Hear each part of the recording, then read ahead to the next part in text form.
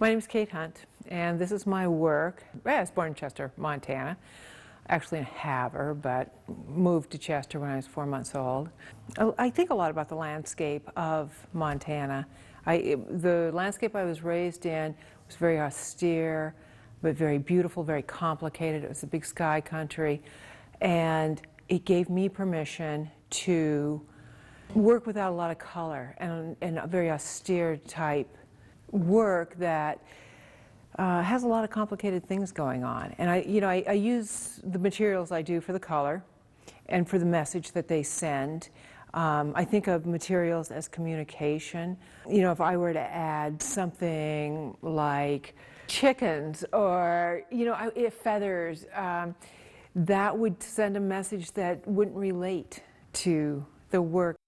I look around this gallery and I see my work here and not in my own space, and it's pretty amazing. It's really amazing to see this work here because the work is separated from me, and so I can be objective about it, and it's really wonderful to have it here, because the way it reads here in this space is different than the way it reads in my own space. My studio is about 14 feet by 16 feet.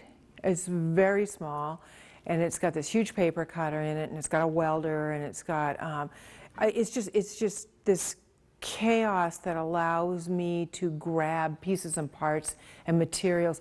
For example, like this piece, black blocks. When I did this guy, it's newspaper, it's copper wire, it's these big spikes, and it's all stuff that I had around. It's just stuff that, I had, and of course my drill press, and ran these big spikes through. Actually, you have to drill them through because they're not going anywhere. And then once that was all put together with the copper wire, I put them in water so that they expanded. And it's just kind of stuff that you have. It's the way I work is asking what if. Well, what if I throw this in water? What if I'm working with the material and it's speaking back to me, and I see that it's very flat and there's not a whole lot of interesting things going on, and I've got it wrapped and the wrapping isn't that tight. But if I throw it in water, what if I throw it in water and the whole thing puffs up, which these did. I mean, you can see how the water affected the paper. What happens? And so it shows that history of the way I'm working with it. Then I take them out, and it takes several weeks for them to dry because you don't want them rotting inside, and it takes several weeks. And after that, it's like, well, what if I'd cover them in wax and burn them? And I look at this, and to me it's finished. To me it's resolved. There's nothing more to do. But then, so I'm asking the question, well, what if? And I'm adding things into my repertoire slowly. If these are black blocks, what would white blocks look like? And the white blocks are over here. The whole white block thing is that I simply added white acrylic paint to them. And acrylic does not mix with wax really well. But what the heck, why not try it? And I think they turned out pretty stunning. I had no idea what would happen. I had no idea how they'd turn out, but they work. I look at art as a triangle. You have the art up here, you have the artist here, and you have the audience. And my relationship with the work is this artist relationship. And I work asking, what if? What if I try this? You think about it. Artists ask the question, what if? Scientists ask why. Engineers ask how. But artists ask, what if?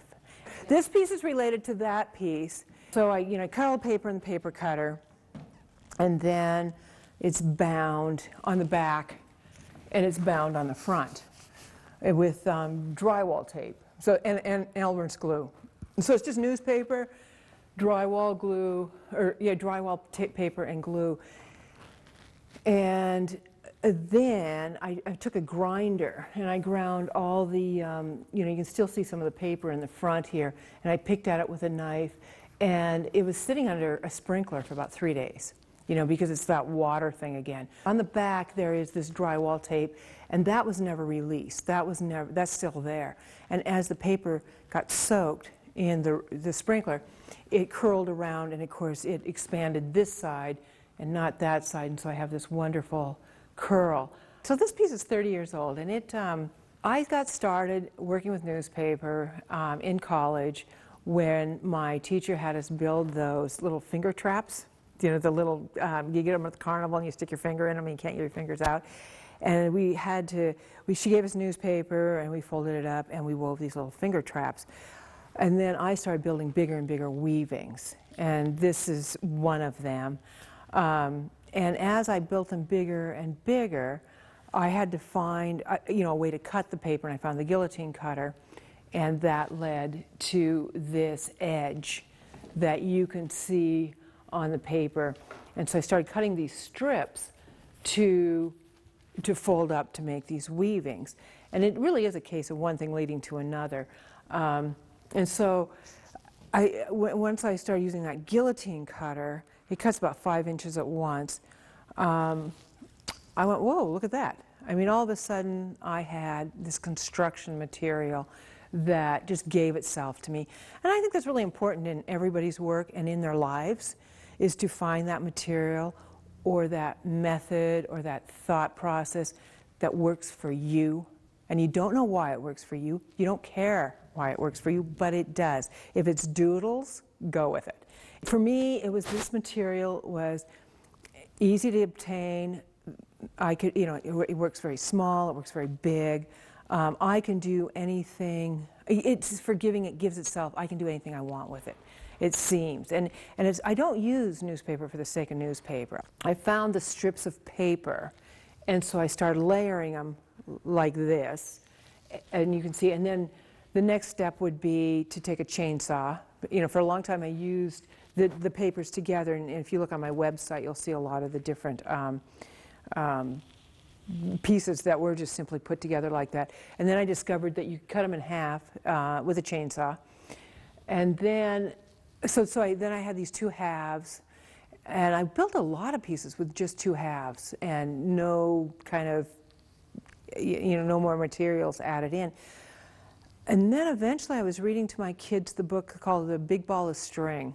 And it was just kind of this ridiculous book where this kid kept wrapping string around his, you just get a bigger and bigger ball of string. And I found baling twine and started wrapping these pieces. And the first one of this type with the baling twine on it was, well, what if I were to wrap this whole thing of baling twine onto these two halves of this newspaper? What would happen? And so I did that, and the piece was this big bulky thing with, but I discovered the colors work, and it read together, the materials worked. And so I've continued to do that to this day. I'm working on the floor. I've made several floor pieces, although these obviously become something else. They become the columns. And the only threat to these floor pieces that I've ever had, people wonder how durable they are. Well, they're pretty durable, except for my buddies, the goats, who lived in my studio, and they would eat them. Yes, I had a lot of problems with the goats eating my work. They were my harshest critics, but they were my best critics because they helped me with everything. And Frida and Pinky were twins. They're African pygmy goats. And it was another piece that's in this show because Steve picked it out. I would have never put it in because it's so kind of off the wall. And basically what they're about is they were my pets, and she was a princess and he was a goofball, and they just hung out with me working in the studio. And now I'm working on a drawing that is of Frida's nose, and it's that stupid picture that you take of every dog, your pet, when you got your camera and you're looking down at the dog and they're looking up at you, and you click and the eyes are way back here and the nose is up here, and it's very bizarre. Anyway, that's what I'm working on now. And if I worried about what the audience thought of that, I would go, oh, I'd never draw that. But you guys may never get to see it, so. I get to do whatever I want. I was very lucky in that I was raised in Chester, and there were several people there that took the initiative to bring art to our little town. Chester's a town of 900 up on the close to the Canadian border between Havre and Shelby.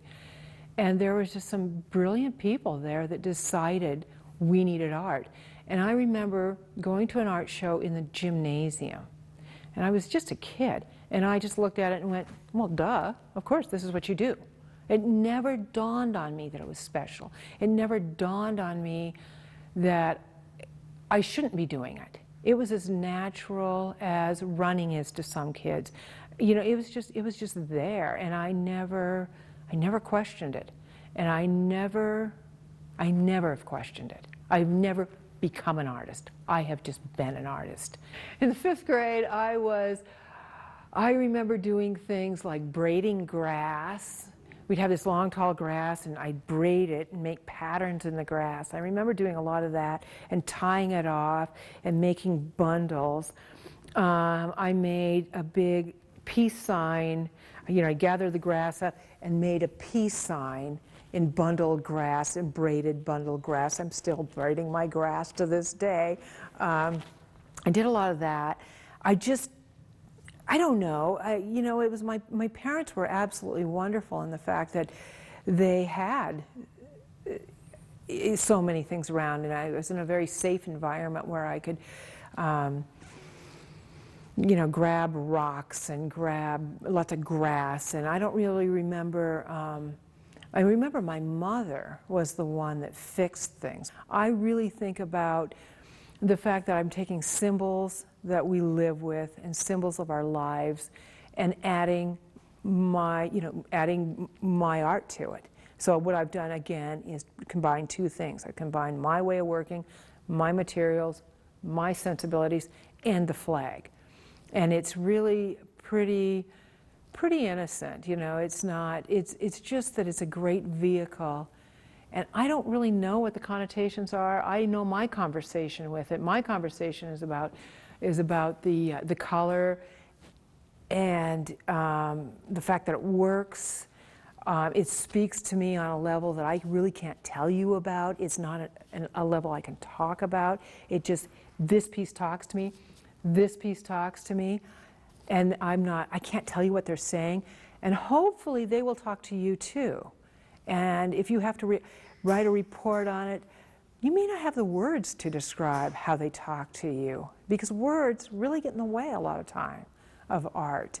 And it's, you know, but I hope you can have a conversation with it where if you address it, it will address you back, and you will just accept that and go with it. And if your teacher says, "What did you think about it?" Just say it talked to me, it spoke to me.